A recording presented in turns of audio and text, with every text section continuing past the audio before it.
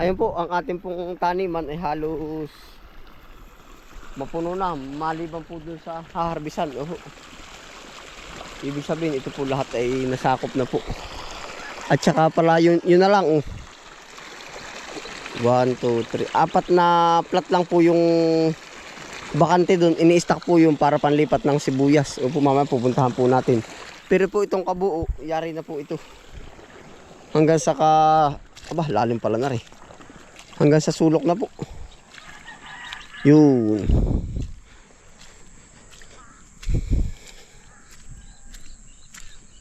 Salamat po at nakakumpleto na tayo.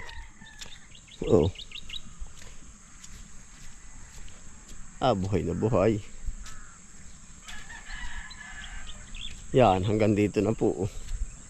Ay, hindi ko na rin po napablog yung ating coriander. Opo. Na-harvest na. Yan, hanggang dito. Kaya po sabi ko sa inyo, bababa na tayo dito. Tapos po, update ko po kayo ngayon sa ating mga pabuto po. Kinchay, spinach. Ano pa ba? At saka po yung iba pang mga punla doon. Yan, ito na po yung anong ating pananim dito. Dito po tayo mag-uumpisa sa kinchay.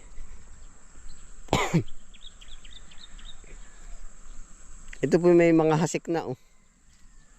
Yan, kung mapapansin niyo po.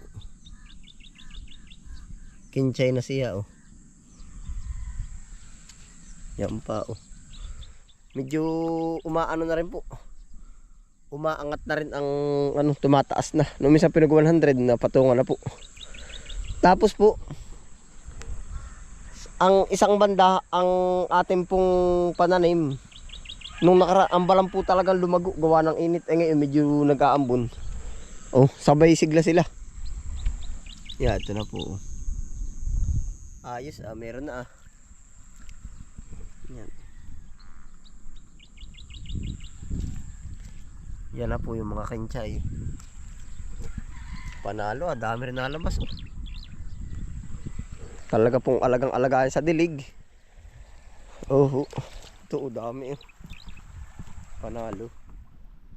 Yan na po ang ating kinchay.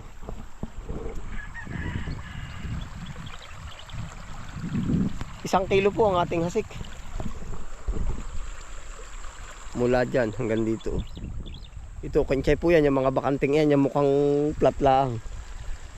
Hanggang doon. Dito kaya check natin ito.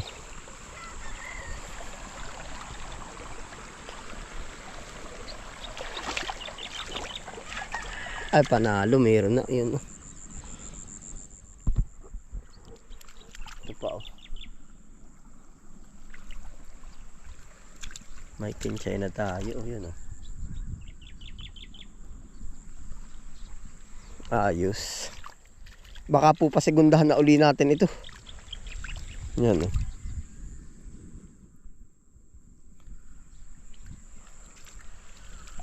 Paninigundahan na uli natin.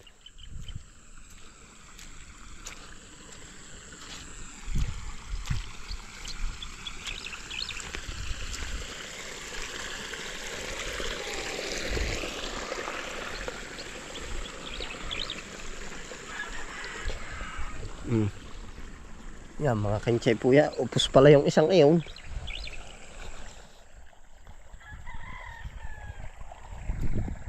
Chinecheck po natin, gawa ng balam din eh. Humigit na ng kung hindi po ako nagkakamali, parang 10 araw dapat siya ilabas na eh. Para ito 15 na eh. Higit pa. Oh.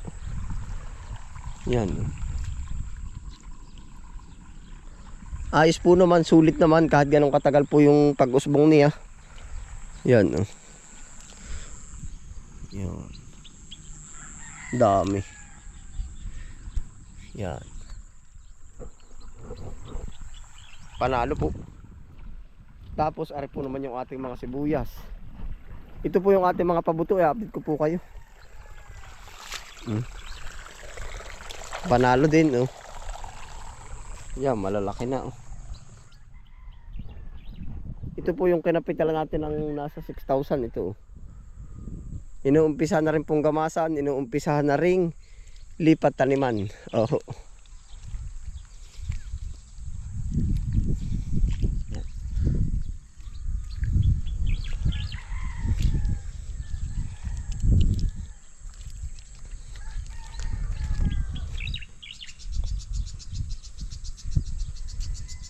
Makapal po yun. At ito nabawasan na.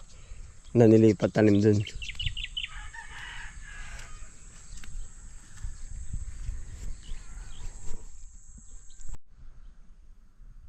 Yan na po.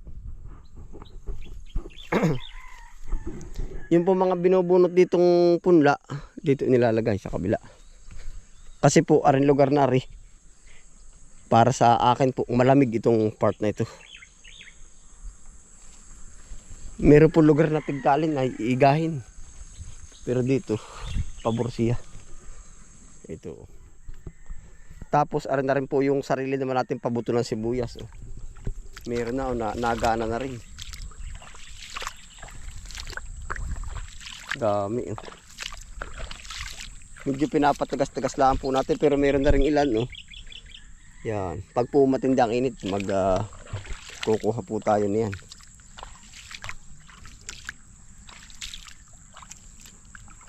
Yan na po ang mga pabuto natin.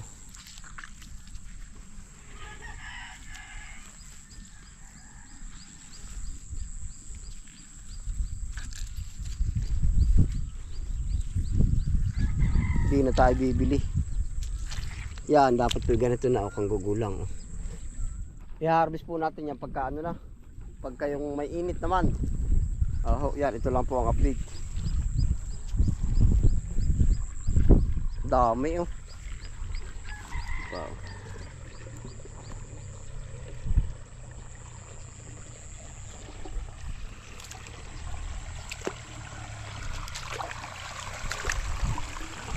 Yan po ay pinili natin yung variety na malalaki. Tagalog na matataba. Yan. Matataba na matataas pa.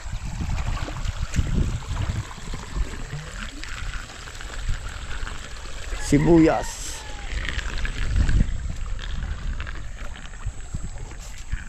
Hindi na po naman tayo sa spinach. Opya.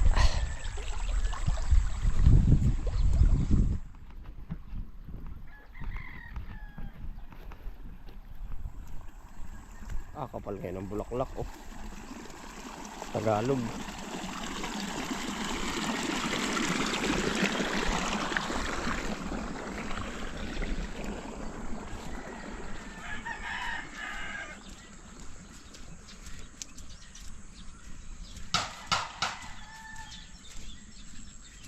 Ayan po, are po naman yung ating spinach. Pagkaganda rin. Maalwan-alwan ang spinach. Maalwan pa sibulin po. Kumpara sa kumpara dun sa kenchay. Yan.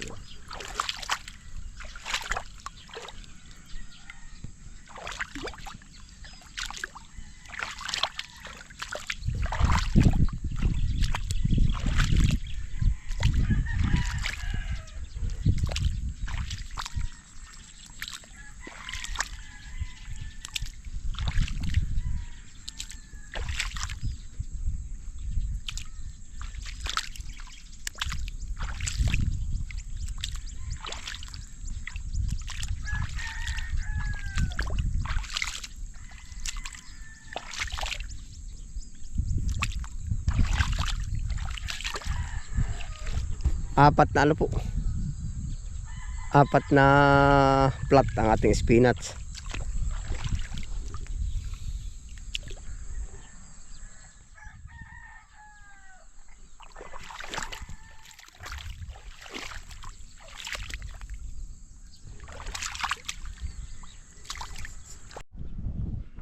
Ayan na po yung ating spinach. Kita ka, apat na linya po yan, apat na plat. Ayan po, panalo, sulit. Ayan po ang mga susunod dating possible hindi yan. Kaya po ina-update ko kayo para update po. Bukod sa update para pag andyan na, ito yung ating tinanim po. Yan, salamat po sa inyong pagsama. Ingat po lahat. Happy lang po. Bye.